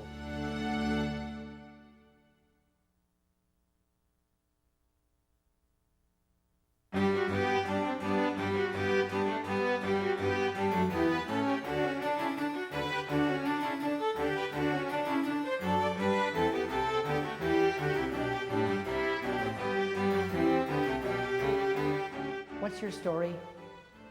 If you're a modern person, believer or not, Christian or not, my hunch is that it's a story in which doubt and faith come into conflict. If you don't believe, you probably have doubt so strong that faith would be very hard to acquire. If you're a person of faith, you may have fortified yourself so much that doubt never enters, but the vast majority of people have some admixture of doubt with their faith and some conflict between the two. Now, doubt is not an invention of the modern world. When I entered the building in which I taught for 35 years at the University of Chicago, I pass a statue, a profile of the disciple doubting Thomas, reaching into the side of Jesus and touching a wound and saying, now I believe because I've seen. And Jesus says, yes, you believe because you've seen. From now on, you have to believe without seeing, and then you are blessed. A lot happened since then, and in the modern world, the Thomases get to be almost prevalent. And if you want a modern corporation, a modern government, a modern society, a modern place of learning, odds are that these two worlds are going to come together in rather abrasive ways because some of the modern inventions elevate doubt. And maybe they had to if we want to learn. So I'm going to take an example walking a little further down the hall at my university, Chicago. We could be doing it at Harvard or Yale or Princeton or Vanderbilt or any number of the private universities, all of them founded with a Christian vision, all of them founded in the modern period when you have to bring together that vision of faith and of doubt. So let's stop for a moment at the founder of this one, William Rainey Harper, a genius, a person who was successful to get money out of John D. Rockefeller, the oil man, and the two of them together put a package together out of a little Baptist school that became the modern University of Chicago. A little over 100 years ago, so it's well on into the period of what we would call modernity. Harper was a man of faith. He had come from Yale. He was a professor of the Old Testament, it was then called, the Hebrew Scriptures, a dynamite teacher who, while president, got 3,000 people to sign up for a correspondence course to learn the Hebrew language. Harper had such confidence that if you learned the languages of the Bible and you put a modern interpretation on it, you could build a better democracy, a better society, a better university. But if he wanted a university, he had to take in something else, and did gladly. He brought in a skeptic, a doubter, like the philosopher John Dewey. He brought in the Rabbi Hirsch to prove that you didn't have to be Christian to have learning. He brought in all of these kinds of people, and from day one that's the case. So that at these universities today, the fact that you're a believer is no point in your favor, and I suppose at some places believers have the feeling they're pushing uphill all the time against mountains of doubt. How did that come about in the modern world? I suppose the time to do would be early modernity. Let's take a look at it for a moment. The Christian University of the Middle Ages, Oxford, Paris, Bologna, back to them, were founded on an idea that was capsuled by a man named Anselm. I believe in order that I may understand. If I have Christian faith, I will get a vision that will help me do better at the other worlds of learning. Modern universities were born of a different vision. Here, just to take one symbol, I'm going to take Rene Descartes, a Frenchman philosopher who died in 1620. He remained a Catholic, but he brought something new into the field of learning. What was that new thing? He crawled into a stove alcove and said, if I want to learn, I must doubt everything. He doubted and he doubted, and he stripped away all kinds of things, including sense experience, to doubt, until finally he had nothing left but his own act of thinking. And so he finally said, I think, therefore I am. Cogito ergo sum. The other side of that is, I have to be suspicious of everything else. Without that, we wouldn't have modern medicine. We wouldn't have modern learning. We wouldn't have separation of church and state, or any of the other features of modernity. The university is only one of the symbols of modernity. There are plenty of other places. But I think if you are struggling with the conflict between doubt and faith, a college, a university is a pretty good symbol of that arena around you, even if the main arena is on in your own mind and is part of your story. What's your story? If you're a modern person, believer or not, Christian or not, I have no doubt that your story is one of conflict, but conflict of a different character than we had in other ages. In other ages, the conflict might be between the emperor and the simple Christian, one that often ended up in a conflict between the lions and the Christians in the arena in the age of persecution. Or in the Middle Ages, it could be conflict between the emperor and the pope, and most people were bystanders. This was a conflict over power. In the time of the Reformation, there was conflict between the Catholics and the Protestants, and you kind of get used to those kinds of wars, but they're still family quarrels. But with the modern world, conflict moves somewhere else. It moves inside the head. It moves into the place where our habits get formed. And I'll give a sample. The first sample would be a conflict between sense experience and faith. That's new. In the Middle Ages, whatever your senses told you could be in no conflict with faith. You saw miracles happen. You saw the devil. You saw angels, or thought you saw them. Nobody doubted that could be the case. The miracles were not hard to take. And then in modernity, you begin to mistrust the senses. I used to tell my students here, what would you think of me as a historian, even if I taught the history of Christianity, which I did? Suppose I told you on a Friday, I want you to figure out an answer to a particular historical problem. And you use your senses, I'm going to trust you. You're going to have your eyes on a document. You're going to feel that document. You're going to sense how old it is. You're going to be suspicious of it. And then I come in on Monday morning and say, oh, I sent you on a wild chase. I have no documents at all. I didn't use any senses at all. 3 o'clock this morning, an angel came and said, Marty, here is the answer. And I come in and tell you that, and you think I'm a historian, and you say, something went wrong. We have a nice psychiatric clinic on campus. Maybe we better send the professor down there to get him straightened up. Why? Because we take for granted that you are testing with the senses. And that was a challenge for faith. To take just a line or two about 3 great thinkers who brought this. John Locke, who remained a Christian, started saying you have to test the scripture and everything with your sense experience. You can know the historical Jesus, but you can't know a divine power behind that. Let's talk, he would say, about the reasonableness of Christianity. Another thinker, David Hume, went much further when he doubted the miracles, doubted all of the supernatural. Why? Because there was a screen between us and it, and if you couldn't get into supernature in any other way, there couldn't be anything meaningful to say about supernature, and faith seemed to belong to supernature, so there went that. Or Immanuel Kant, a great German philosopher, who made a big distinction between the phenomena, the things that we can see and touch, and what is behind it, the noumenal, the invisible, the transcendent, all those beyond kind of words that are hard to grasp if you're not a philosopher. But you can grasp the basic idea that you have nothing to talk about except with sense experience. So you're left talking not about Jesus, the divine figure, the eternal one who proceeds from the Father. You're stuck with, and happy to be stuck with, the historical Jesus, because he left footprints, he left documents, and you can touch them. And so sense experience begins to win out over faith.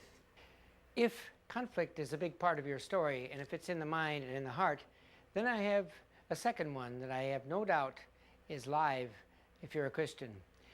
That's the conflict between rationalism or reason or skepticism on one hand and Scripture on the other, divine revelation. Most Christians have believed that God chose to reveal God's self through the prophets, through Jesus, and then this is all witnessed to in books, the Old and New Testament, the Bible, the Scripture, which was always set apart completely as a supernatural document. The Holy Spirit inspires it all, no matter how it is written by humans, and as such is protected from critical scrutiny. But once you've come along with the philosophies that I've just discussed, then you're going to treat the Bible quite possibly in a different way. If you say there's nothing we can say intelligently about the supernatural because it's not part of our sense experience, because we can't test it, we can't get back there behind the phenomena, the things we touch, then how can you exempt it from studying it just the way you study any other literary documents? You take the Bible and say, we'll call it sacred because people call it that, but when we study it, we're going to take it apart just the way we take Homer, the Greek poets, Caesar, and the Roman writers apart. And we start finding different questions of authorship and different kinds of documents. For some people, that meant the Bible must be a phony document, and they would lose faith. For many people, called higher critics, they thought this was a way in which they could rescue the faith in the modern world. If people weren't going to take the supernatural side, they would at least talk about the wonderful things that Jesus, the teacher, had done, for example. There still was plenty of morality in the Bible, moral teaching. Let's stress that along the way. There are other people who said, we can't make any compromise. We've got to hold the line completely. I spent 6 years of my life with a colleague and some other authors studying that kind of reaction. It usually gets called fundamentalism, because the argument is, in all religions, but in this case in Protestant Christianity, that the fundamentals of the faith are declared in the Bible, and you can't give away one letter of that without the whole edifice crumbling. You must build everything up across the way. Forget about reason, forget about rationalism, forget about the issue of sense experience. Just take for granted that God would not fail us. God will be revealed in a reliable, distinctive document. Most people are not losers of faith because of the unreliability of Scripture. Their faith hasn't been located in the historical accuracy of everything in it. And most people aren't fundamentalists, that is, completely reactive. Most people, Catholic and Protestant, tend to be somewhere in between, which is a way of saying they want to learn all they can about the biblical documents, and yet they see it as authoritative, as the source and the standard and the measure of their faith. But still, that conflict does live in the church bodies and in the minds of people of faith. So it's part of your story. And I have a third part to this story. And this time I'm going to call it the conflict between reason and feelings. Not feeling, but feelings. The emotions, the passions, the enthusiasms of the heart. Some people had said that you could reason about everything in the faith. You could prove the existence of God. We were talking about Thomas Aquinas or anyone else, John Calvin, would use their mind and do everything they could to prove the truth of the faith. But some people came along and said, no matter how much you do that, it's not going to be faith. Faith is located somewhere else in the heart. One of the great formulae for this came from a Christian philosopher, a mathematician, as smart as anybody I've mentioned, Blaise Pascal, who, while helping invent modern mathematics, also had a profound religious experience. And out of that, he came up with the line that the heart has its reasons that reason does not know. The heart has its reasons that reason does not know. That's behind a great deal of the impulse in the modern world to rescue the faith through feelings. the Great Awakenings and the revivals of the 18th century, John Wesley and the founding of Methodism, movements called Pietism, renewal, all of them stressed the heart. John Wesley, again, as smart as anybody and very informed about Christian thought, said in the end it came down to the warmed heart. If your heart is in the right place with Jesus, then I will know that your life will follow and that you are a Christian. It's pretty hard to picture someone who is a Christian and parking his or her reason at the door. You want to make sense of things. Why is there evil in the world? Why do evil things happen to me? And it's very hard to picture anybody parking their feelings at the door, because so much of what we have to do with faith has to do with how God speaks to us in our crises of life, in our malignancies, in our joys, in the birth of a child, in the celebrations, and so on. So the heart has its place. Alfred North Whitehead, a great philosopher, said that the moment when reason versus feelings came to be big in the faith is a very important moment in Christian history, because until then almost everyone had assumed that reason and faith were not in conflict and that you could reason your way into faith. Thomas Aquinas would say you could prove it.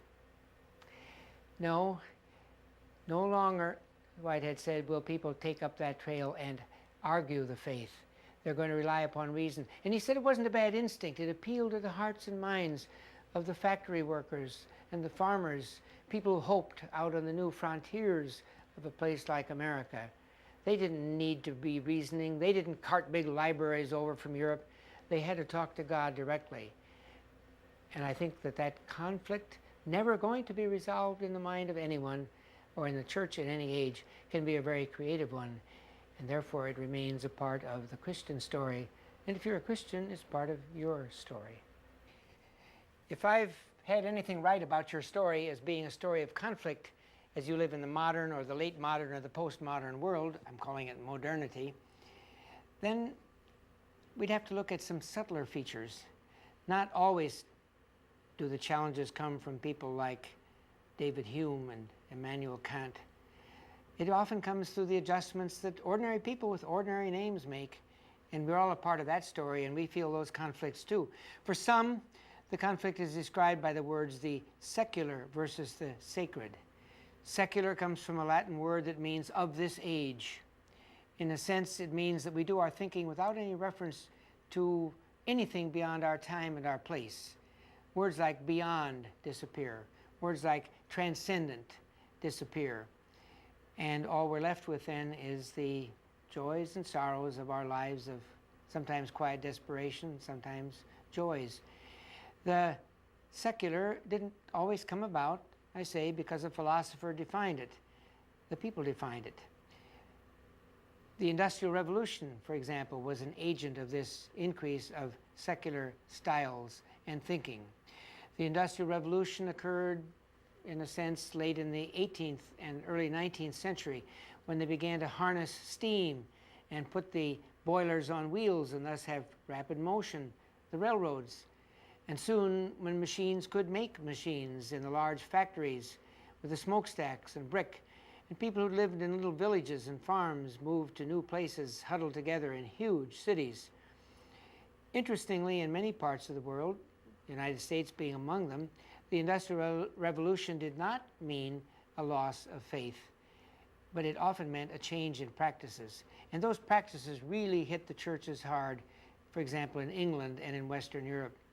One British novelist, H.G. Wells, coined the word everydayishness. Everydayishness meant that people now could ride the trains to the beaches on Sunday and they wouldn't go to church.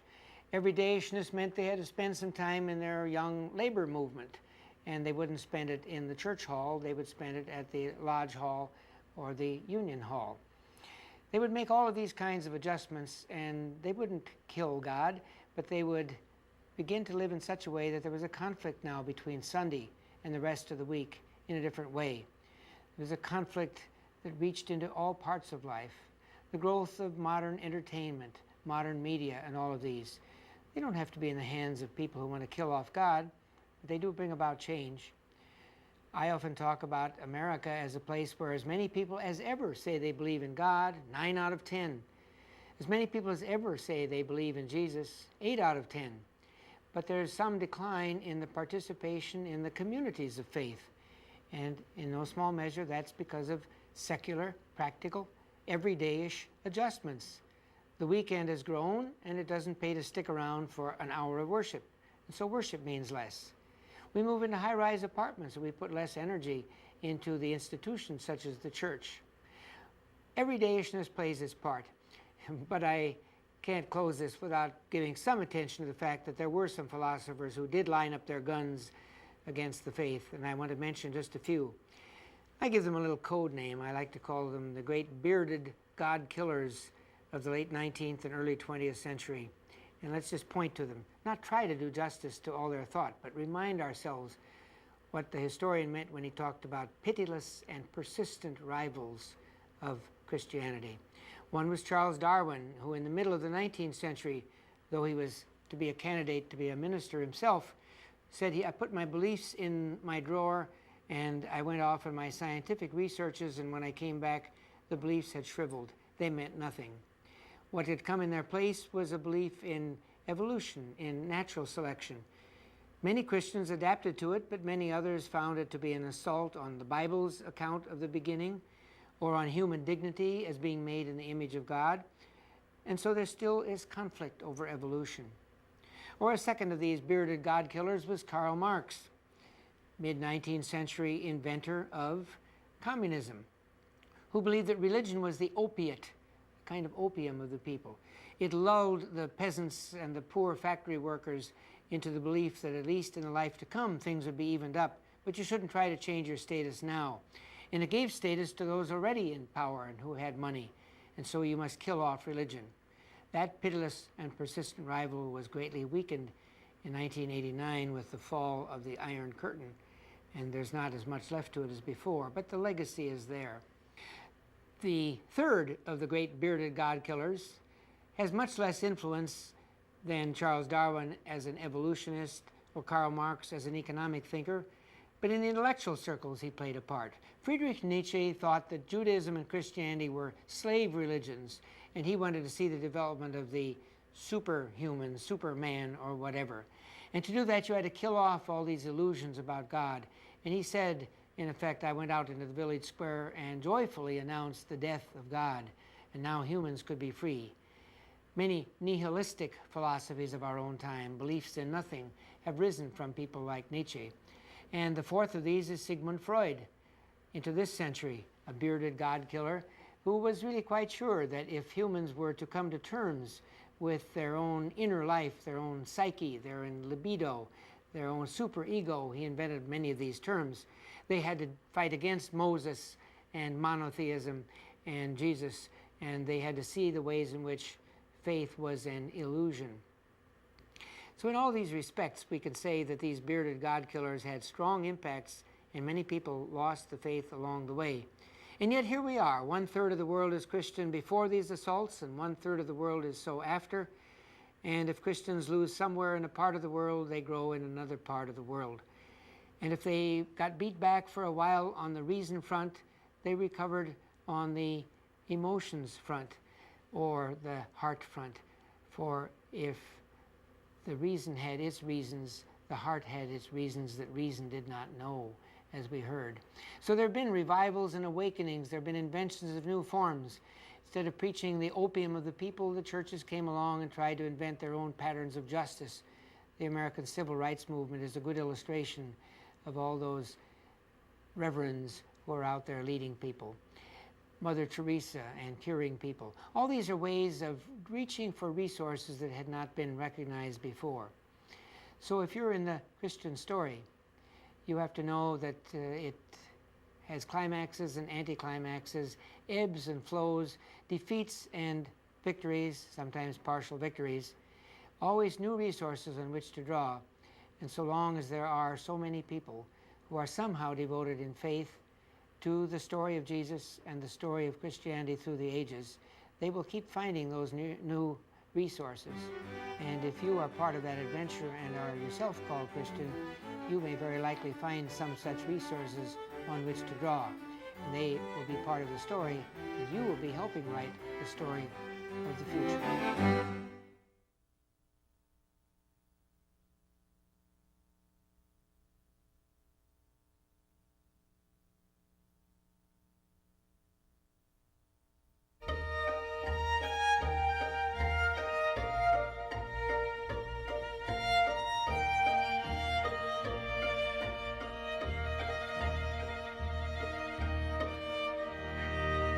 What's your story?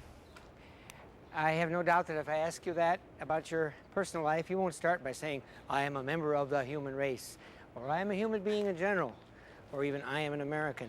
You're likely to tell me who your parents are and where you live and what your work is. In other words, you're going to start very close to home.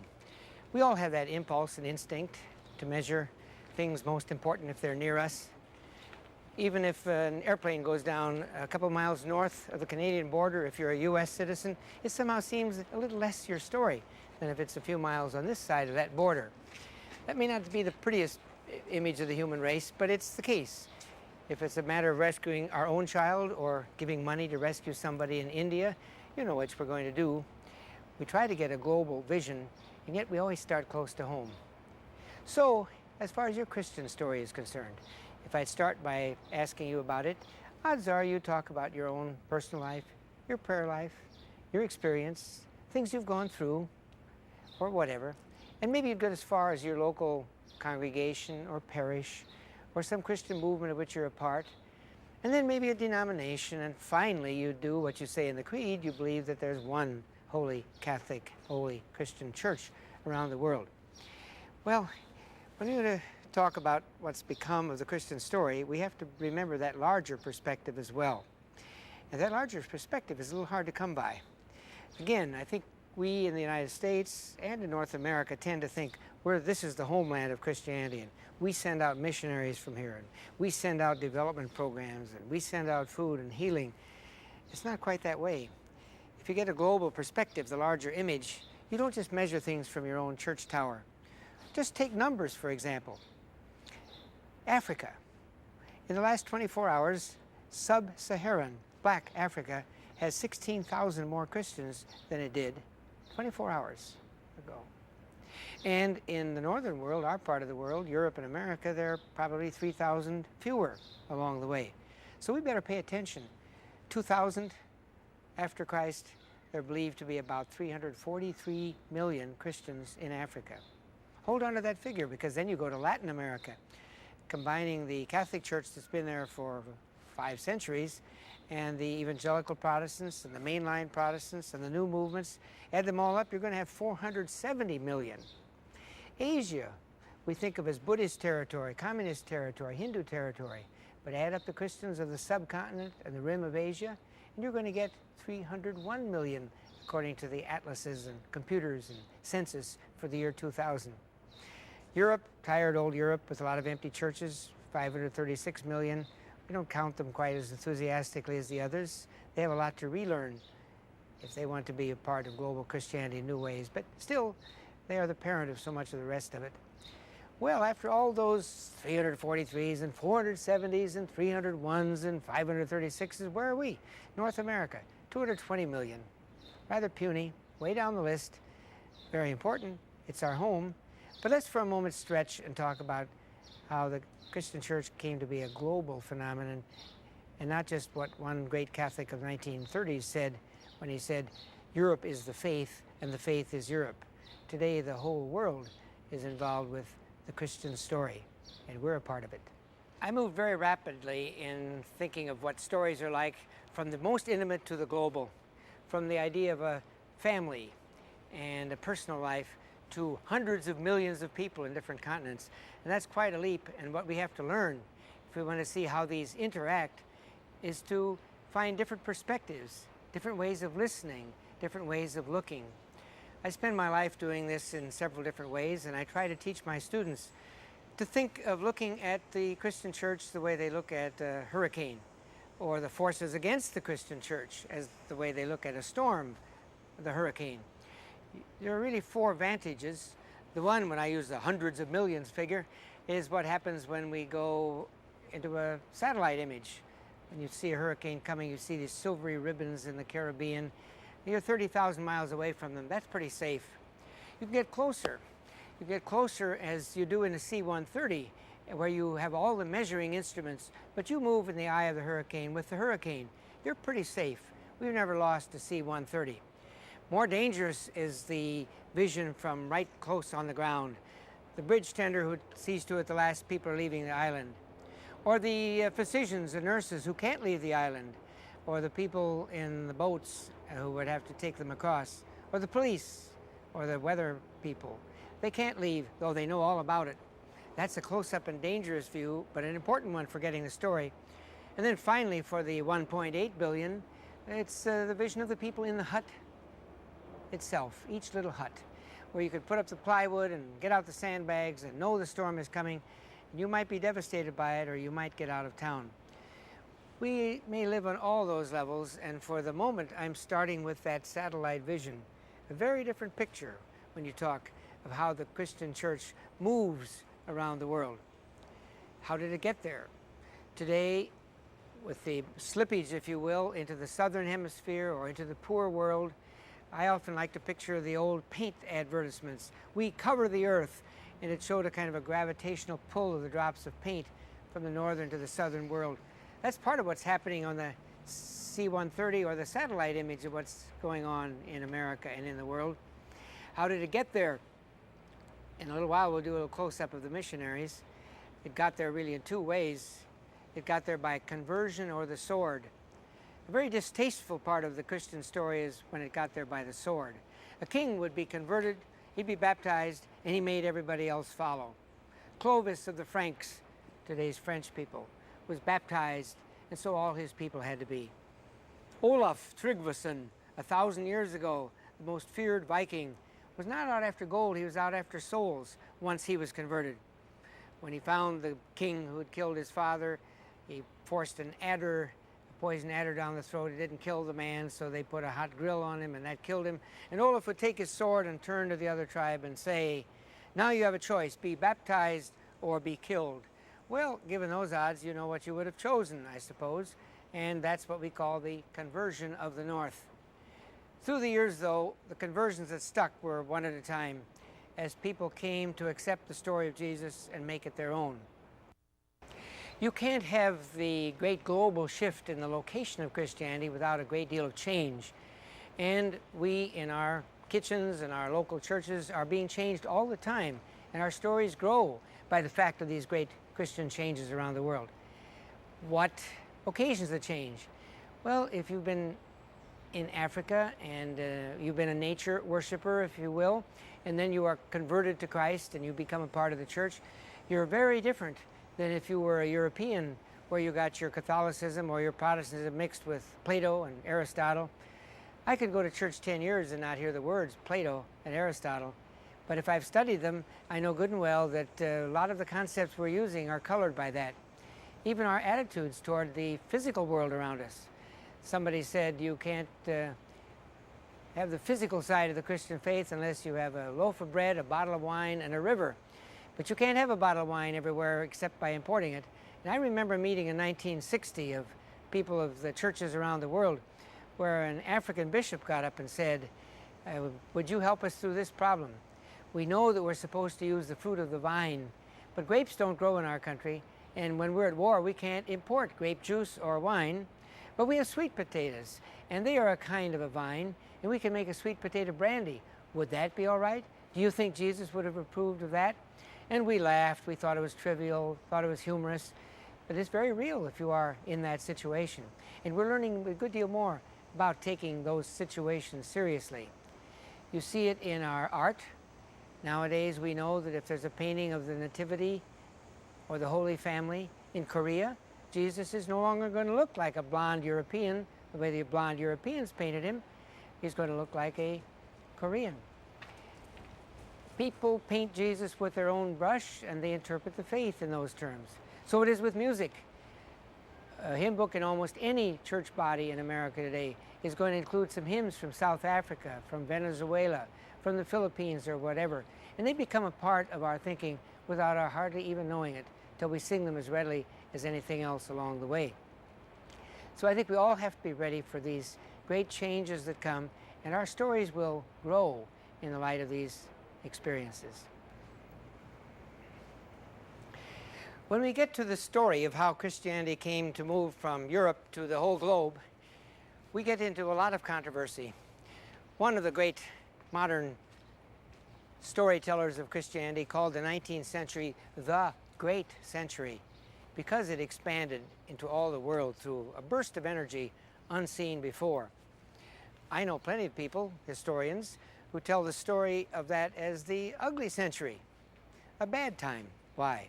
Because exploiters, colonial powers went into all the world, and with their Christian missionaries along the way, they disrupted nice old cultures, and they tried to convert people of no faith or of other faiths. And what business did they have to do that? We're outside the Divinity School of the University of Chicago, where, say, 70 years ago, classes were full of people who wanted to go into China, India, or wherever. Maybe not so much to convert anymore. They were Protestant liberals, and they didn't have that so much in mind. They went to start universities and colleges and elementary schools and high schools, where they went to start the hospitals and staff them. But it was mission, very much it was mission. Today, at this kind of school, you would find instead that they study world religions, history of religions. They study the way cultures meet. And in that, very often, the missionaries are the bad guys and bad women. Why? Again, because there were other religions there, and now they crashed in upon them. You can see, therefore, that the Christian story sort of divides here depending upon how you regard what's going on. But we'll never understand it unless we get to the huts, to the people that are converted, saved, made a part of the church, and those bridge tenders and other people I talked about at hurricane time who know the story and are on the scene all the time. And then it turns out to be a good deal different. Suppose you'd ask one of them, why are you here? I can't picture many of them saying, because England has to take over India and I have to justify it, because they want to plant the flag there and I want to plant the cross there with the flag. Certainly that was part of what happened. But I think most of them would answer quite honestly, as anyone who reads their diaries could say, they went because they heard there was a great commission. Jesus had said to the disciples in one of the Gospels, go into all the world and preach the gospel, baptizing people.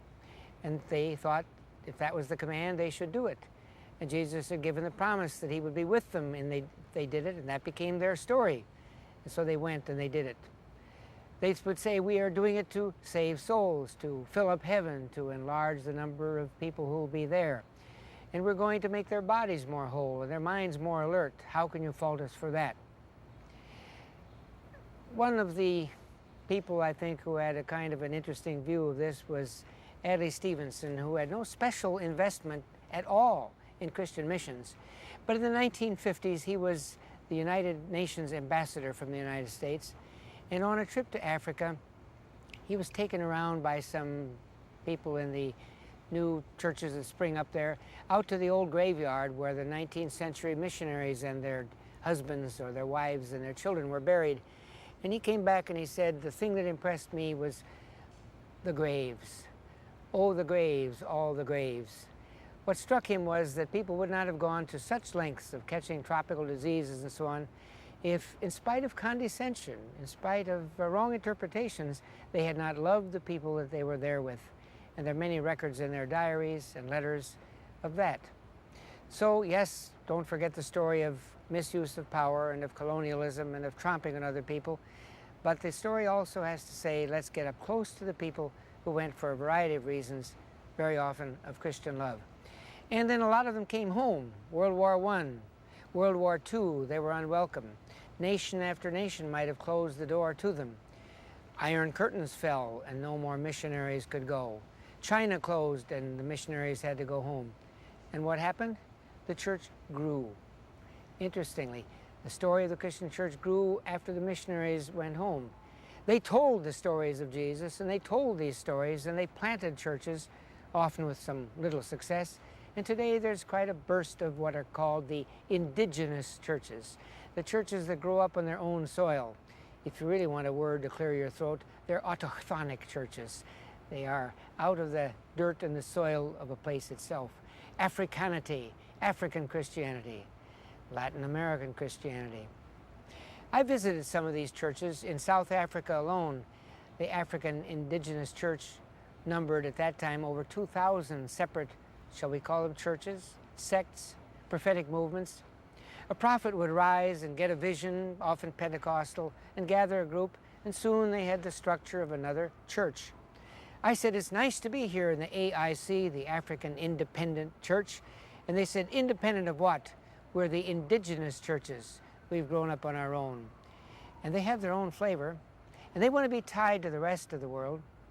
I remember one time when my wife and I were in South Africa, and I had preached in a little Methodist colored church, very poor people. The minister would sing a line, a jazz pianist would play a line, and they would sing. They couldn't afford hymn books. And we were invited to a home after a while, a home with 6 sons that served us tea and cookies, and we were thanking them for that. I learned later that they'd eaten nothing but potatoes since Thursday of that week, and the minister had paid for the tea so they could have dignity. When they left, we felt we'd gotten so much from them. My wife and I said, now what can we do for you? You've done so much for us. Oh, do what you do all the time. Just pray for us every Sunday the way you're doing it now. And we both gulped because we weren't sure that we had them that much in mind. But every such trip gives us more reason to have them in mind, and we do. And when you see the church in South Africa or in India or in Latin America, where the new growth is present, you also see that the mission doesn't just mean saving souls, doesn't mean just preaching, if I can use the word just in both cases, but it means taking care of the whole person. Many of these places, the distribution system for medicine, the education, the building of colleges and universities has been in the hands of the churches that are the great-great-granddaughters of these 19th century missionaries. If they weren't on the scene, more would die, more would be hungry, more would be unsheltered, more would be in ignorance. So the story of the Christian mission, if it is your own, or if you want to make it your own and own up to it, is an ambiguous story of good motivation and bad, of weakness in Christ and power of the imperial powers. It's mixed that way, but to me it's also the story of people doing the works of justice and mercy and spreading good news, and thus enlarging the Christian story in surprising places. Maybe I've sounded too sweet about the story of Christian expansion in the world, the great century, because the dark side of that was cutthroat competition.